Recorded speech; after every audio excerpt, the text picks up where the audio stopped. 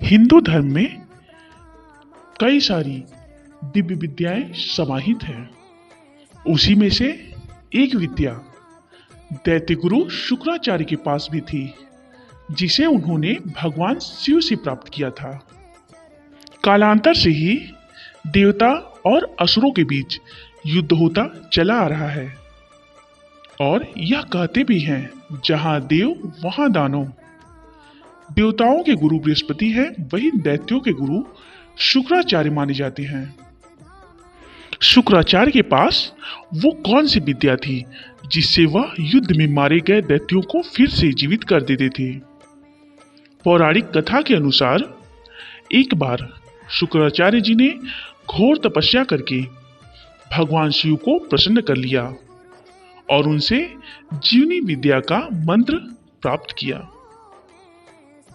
यह वही विद्या है जिससे किसी मृत व्यक्ति को जीवन दान दिया जा सकता है। भगवान शिव से दीक्षा लेने के बाद शुक्राचार्य ने इसका गलत तरह से प्रयोग करना शुरू कर दिया था, और जब दैत्य युद्ध में मारे जाते थे तो शुक्राचार्य इस विद्या के प्रयोग से उन्हें पुनः जीवित कर देते थे।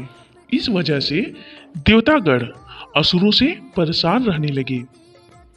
फिर गुरु बृहस्पति ने यह विद्या सीखने के लिए अपने पुत्र कच को शुक्राचार्य के पास शिष्य बनकर जाने के लिए कहा। दैत्यों के गुरु शुक्राचार्य की यह विद्या गोपनीय रहस्य देवगुरु बृहस्पति जानना चाहते थे, इसलिए उन्होंने अपने पुत्र कच को शुक्राचार्य का शिष्य बनकर उनसे यह विद्या प्राप्त करने के लिए कहा। कच ने अपने पिता की आज्ञा स्वीकार की और वह शुक्राचार्य के पास शिष्य बनकर पहुंच गए और उन्हें प्रणाम किया। लेकिन शुक्राचार्य जानते थे कि यह बालक उनसे अपने पिता बृहस्पति के कहने पर यह गोपनीय संजीवनी मुझसे सीखने आया है, परंतु शुक्राचार्य ने कच को यह विद्या सिखाने से मना कर दिया। इसके बावजूद उन्होंने कच को अपने साथ गुरुकुल में रहने की आज्ञा भी दे दी, क्योंकि गुरु परंपरा के अनुसार विद्यार्थियों के बीच में कोई भेदभाव नहीं होता है।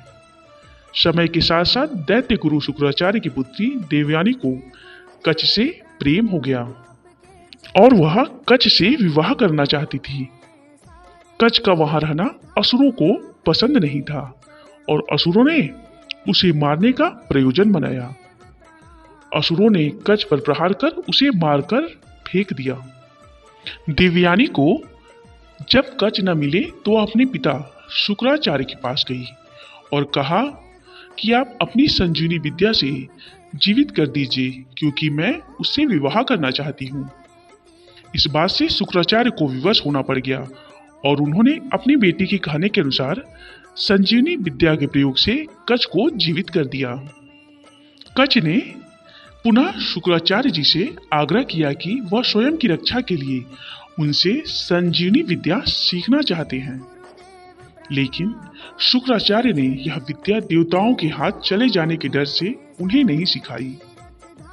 कच के फिर से जीवित हो जाने पर असुरों ने दोबारा कच को मारने की चाल चली, लेकिन देवयानी ने शुक्राचार्य से जिद कर कच की रक्षा के लिए अपने पिता को संजीवनी विद्या सिखाने के लिए विवश कर ही दिया। आखिर इतना सब होने के बाद शुक्राचार्य ने कच को संजीवनी विद्या सिखा दी। शुक्राचार्य ने कच से कहा कि मैं विवश होकर तुम्हें यह विद्या सिखा रहा हूं।